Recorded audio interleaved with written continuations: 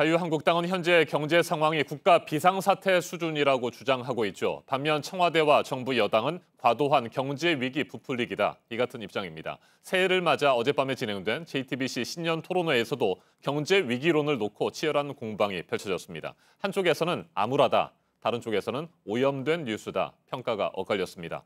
토론회 주요 내용 서준석 기자가 정리해드립니다. 패널들의 의견은 토론의 첫 주제인 경제 위기론에서부터 크게 엇갈렸습니다.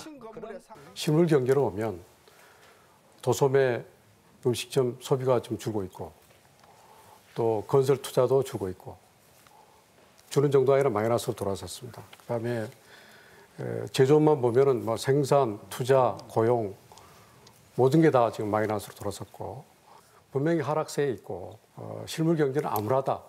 최근에 한국 경제의 현실을 70년대의 어떤 두 차례의 어떤 석유 파동이나 또는 97년 외환위기, 2008년의 글로벌 금융위기와 같은 의미의 경제의 시스템이 붕괴된다는 의미의 좁은 의미의 경제학에서 흔히 사용하는 위기로 볼 수 있느냐라고 하는 것에 대해서는 아직까지는 좀 성급하고 조금 더 신중할 필요가 있다.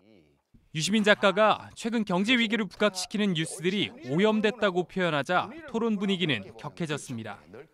우리나라 보수 기득권층의 이념 동맹 또는 이해 동맹, 이익 동맹 이것이 지금 문재인 정부의 경제 정책을 이명박 정부, 박근혜 정부 시절과 똑같은 것으로 돌려놓기 위해서 하는 작업이라고 저는 봐요.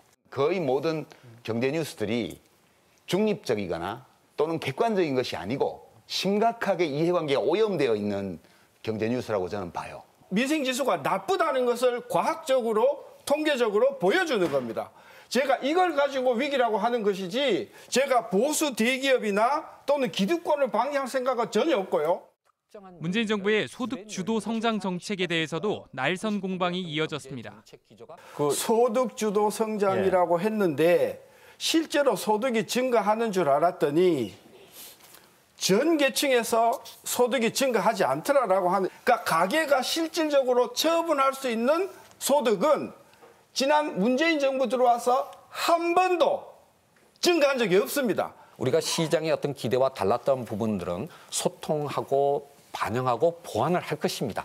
그렇지만 1년 반 만에 어떤 그런 결과만을 가지고 문재인 정부의 어떤 경제 정책 기조가 실패다. 특히 그 실패의 원인이 소득주도 성장에 있다. 기승전 소득주도 성장.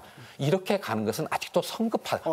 이 시장소득의 불균형을 바로잡음으로써 국민경제의 건강성을 회복하려는 이 시도를 전부 지금 좌파 정책으로 몰고.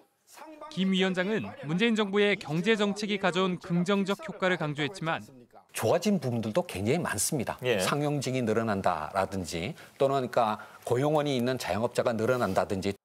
신 교수는 여전히 투자 활성화 정책이 부실하다고 지적했습니다.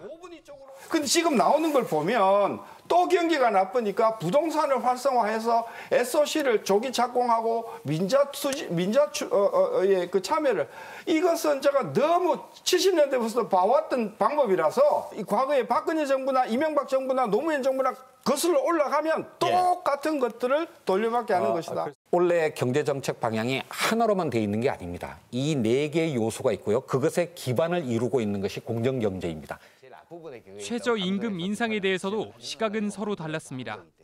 문재인 정부 들어와서 이게 지난 2년간에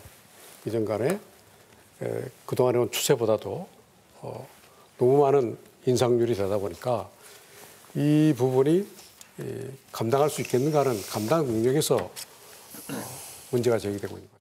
근로자 중심으로 돼 있다. 사업자 중심으로 돼 있지 않다. 따라서 사업자 중심으로 자영업을 하는 분들은 정부가 주는 어떤 그런 혜택에서 전부 빠져 있지 않는가 하는 게. 이 최저임금이 무슨 경제 논리로 정한 액수가 아니잖아요. 우리가 문명사회에서 그 일하는 분들이 최소한의 문명적 조건에 맞는 삶을 영위하는 데 필요한 액수가 얼마쯤일까? 그걸 어떤 기준을 가지고 만들어서 하는 거기 때문에. 최근 논란인 주휴수당 관련 유 작가는 주휴수당 제도를 아예 없앨 것을 제안했고 주휴제도를 없애고 주휴수당 제도를 그다음에 그 없애는 만큼 하려면 한 16% 더 인상해야 돼요. 김 위원장은 사회적 혼란을 우려했습니다. 오직 최저임금 그 부담 때문이라는 요인 때문에 개정을 한다면, 심지어는 대통령의 긴급 재정 명령 형태로 개정한다면 그것이 가져오는 사회적 혼란은 굉장히 커질 것이고요. JTBC 서준석입니다.